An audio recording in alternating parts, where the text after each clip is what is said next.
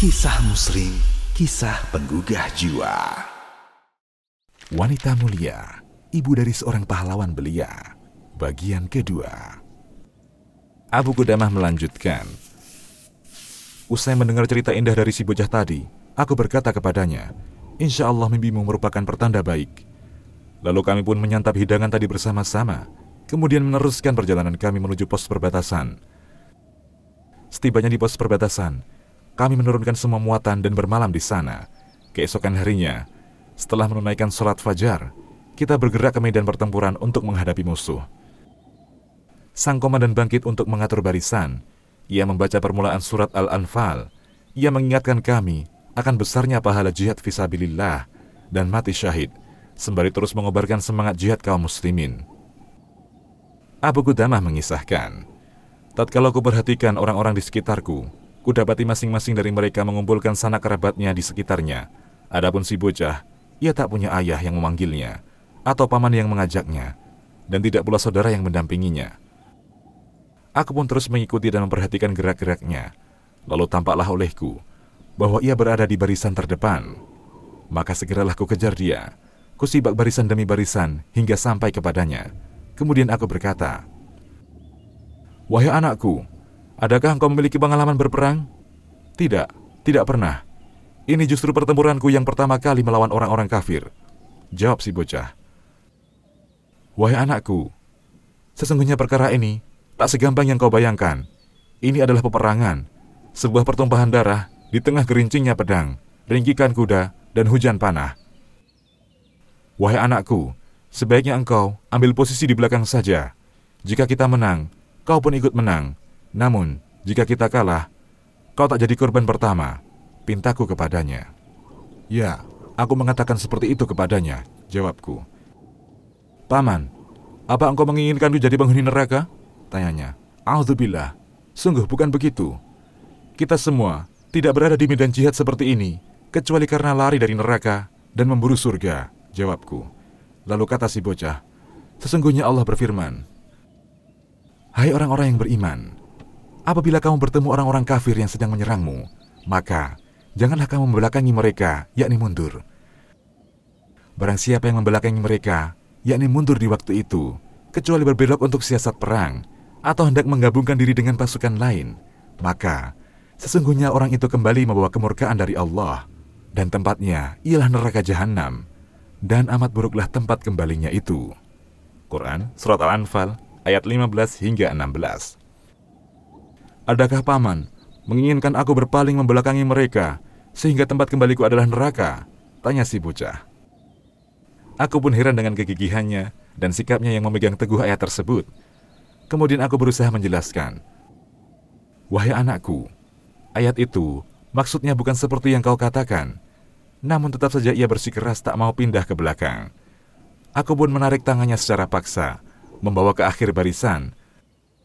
Namun ia justru menarik lengannya kembali, seakan ingin melepaskan diri dari genggamanku. Lalu perang pun dimulai, dan aku terhalang oleh pasukan berkuda darinya. Dalam kancah pertempuran itu, terdengarlah derap kaki kuda, diiringi gemerincing pedang dan hujan panah. Lalu mulailah kepala-kepala berjatuhan satu persatu. Bau anyir darah tercium di mana-mana, tangan dan kaki berkelimpangan, dan tubuh-tubuh tak bernyawa tergeletak bersimbah darah. Demi Allah, perang itu telah menyibukkan tiap orang akan dirinya sendiri dan melalaikan orang lain. Sabetan dan kilatan pedang di atas kepala yang tak henti-hentinya menjadikan suhu memuncak, seakan-akan ada tungku tanur yang menyala di atas kami. Perang pun kian memuncak.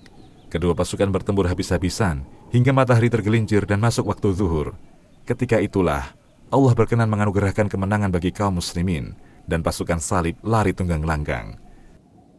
Setelah mereka terpukul mundur, aku berkumpul bersama beberapa orang sahabatku untuk menunaikan sholat zuhur. Selepas sholat, mulailah masing-masing dari kita mencari sanak keluarganya di antara para korban. Sedangkan si bocah, maka tak seorang pun yang mencarinya atau menanyakan kabarnya. Maka kukatakan dalam hati, aku harus mencarinya dan menyelidiki keadaannya. Barangkali ia terbunuh, terluka, atau terjatuh dalam tawanan musuh. Aku pun mulai mencarinya di tengah para korban. Aku menoleh ke kanan dan ke kiri, kalau ia terlihat olehku. Di saat itulah aku mendengar ada suara lirih di belakangku yang mengatakan, "Saudara-saudara, tolong panggilkan pamanku Abu Qudamah kemari. Panggilkan Abu Qudamah kemari." Aku menoleh ke arah suara tadi. Ternyata tubuh itu ialah tubuh si bocah, dan ternyata puluhan tombak telah menusuk tubuhnya. Ia babak belur terinjak pasukan berkuda. Dari mulutnya keluar darah segar, dagingnya tercabik-cabik, dan tulangnya remuk total. Ia tergeletak seorang diri di tengah padang pasir. Maka aku segera bersimpuh di hadapannya dan berteriak sekuat tenagaku, "Akulah Abu Qudamah, aku ada di sampingmu." "Segala puji bagi Allah yang masih menghidupkanku hingga aku dapat berwasiat kepadamu. Maka dengarlah baik-baik wasiatku ini," kata si bocah. Abu Qudamah mengatakan, "Sungguh demi Allah, tak kuasa menahan tangisku. Aku teringat akan segala kebaikannya, sekaligus sedih akan ibunya yang tinggal di Raqqah. Tahun lalu, ia dikejutkan dengan kematian suami dan saudara-saudaranya. Lalu sekarang, dikejutkan dengan kematian anaknya. Aku menyingsingkan sebagian kainku, lalu mengusap darah yang menutup wajah polos itu. Ketika ia merasakan sentuhanku, ia berkata, 'Paman, usaplah darah dengan pakaianku, dan jangan kau usap dengan pakaianmu.' Demi Allah, aku tak kuasa menahan tangisku, dan tak tahu harus berbuat apa. Sesaat kemudian, bocah itu berkata dengan suara lirih, 'Paman, berjanjilah bahwa sepeninggalku nanti, kau akan kembali ke Raqqah dan memberi kabar gembira bagi ibuku bahwa Allah telah menerima hadiahnya, dan bahwa anaknya telah gugur di jalan Allah dalam keadaan maju dan pantang mundur. Sampaikan pula padanya, jika Allah menakdirkanku sebagai syuhada, akan kusampaikan salamnya untuk ayah dan paman-pamanku di surga. Paman, aku khawatir kalau nanti ibu tak mempercayai ucapanku, maka ambillah pakaianku yang berlumuran darah ini, karena bila ibu melihatnya, ia akan yakin bahwa aku telah terbunuh, dan insya Allah kami bertemu kembali di surga. Paman, setibanya engkau di rumahku, akan kau dapati seorang gadis kecil berumur 9 tahun. Ia adalah saudariku. Tak pernah aku masuk rumah, kecuali ia sambut dengan keceriaan, dan tak pernah aku pergi, kecuali diiringi isak tangis dan kesedihannya. Ia sedemikian kaget ketika mendengar kematian ayah tahun lalu, dan sekarang ia akan kaget mendengar kematianku. Ketika melihatku mengenakan pakaian safar, ia berkata dengan berat hati, 'Kak, jangan kau tinggalkan kami lama-lama, segeralah pulang.' Paman, jika engkau bertemu dengannya, maka hiburlah hatinya dengan kata-kata yang manis. Katakan kepadanya bahwa kakakmu mengatakan, Allah lah yang akan menggantikanku mengurusimu." Abu Qudamah melanjutkan, kemudian bocah itu berusaha menguatkan dirinya, namun napas mulai sesak dan bicaranya tak jelas. Ia berusaha kedua kalinya untuk menguatkan dirinya dan berkata, "Paman, demi Allah, mimpi itu benar. Mimpi itu sekarang menjadi kenyataan. Demi Allah, saat ini aku benar-benar sedang melihat Al-Mardiyah dan mencium bau wanginya." Lalu bocah itu mulai sekarat, dahinya berkeringat, napasnya tersengal-sengal, dan kemudian wafat di bangkuanku. Abu Qudamah berkata, "Maka kulepaslah pakaiannya yang berlumuran darah itu, lalu kuletakkan dalam sebuah kantong. Kemudian kukebumikan dia.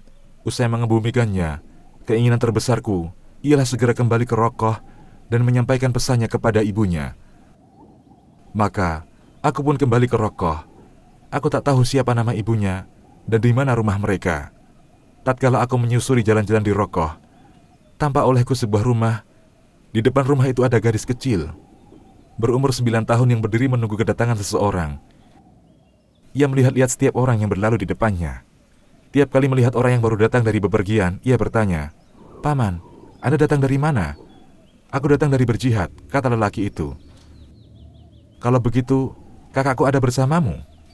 Tanyanya. 'Aku tak kenal siapa kakakmu,' kata lelaki itu sambil berlalu. Lalu lewatlah orang kedua dan tanyanya, 'Akhi, Anda datang dari mana?' 'Aku datang dari jihad,' jawabnya. 'Kakakku ada bersamamu?' tanya gadis itu. 'Aku tak kenal siapa kakakmu,' jawabnya sambil berlalu. Lalu lewatlah orang ketiga, keempat, dan demikian seterusnya. Lalu setelah putus asa menanyakan saudaranya, gadis itu menangis sambil tunduk dan berkata, Mengapa mereka semua kembali, tapi kakakku tak kunjung kembali? Melihat ia seperti itu, aku pun datang menghampirinya. Ketika ia melihat bekas-bekas safar padaku dan kantong yang kubawa, ia bertanya, "Paman, Anda datang dari mana?" "Aku datang dari jihad," jawabku. "Kalau begitu, kakakku ada bersamamu?" tanyanya. "Di manakah ibumu?" tanyaku. "Ibu ada di dalam rumah," jawabnya. "Sampaikan kepadanya agar ia keluar menemuiku," perintahku kepadanya. Ketika perempuan tua itu keluar, ia menemuiku dengan wajah tertutup gaunnya. Ketika aku mendengar suaranya dan ia mendengar suaraku, ia bertanya, "Hai Abu Qudamah, engkau datang hendak berbelasungkawa atau memberi kabar gembira?" Maka tanyaku, "Semoga Allah merahmatimu. Jelaskanlah kepadaku, apa yang kau maksud dengan belasungkawa dan kabar gembira itu?" "Jika kau hendak mengatakan bahwa anakku telah gugur di jalan Allah, dalam keadaan maju dan pantang mundur, berarti engkau datang membawa kabar gembira untukku. Karena Allah telah menerima hadiahku, yang telah kusiapkan untuknya sejak 17 tahun silam. Namun jika engkau hendak mengatakan bahwa anakku kembali dengan selamat dan membawa ghanimah, berarti engkau datang untuk berbelasungkawa kepadaku, karena Allah belum berkenan menerima hadiah yang kupersembahkan untuknya," jelas si perempuan tua. Maka kataku, "Kalau begitu, aku datang membawa kabar gembira untukmu. Sesungguhnya, anakmu telah terbunuh fisabilillah dalam keadaan maju dan pantang mundur. Ia bahkan masih menyisakan sedikit kebaikan, dan Allah berkenan untuk mengambil sebagian darahnya hingga ia ridho." "Tidak, kurasa engkau tidak berkata jujur," kata ibu sembari melirik kepada kantong yang kubawa, sedang putrinya menatapku dengan seksama. Maka, ku keluarkanlah isi kantong tersebut.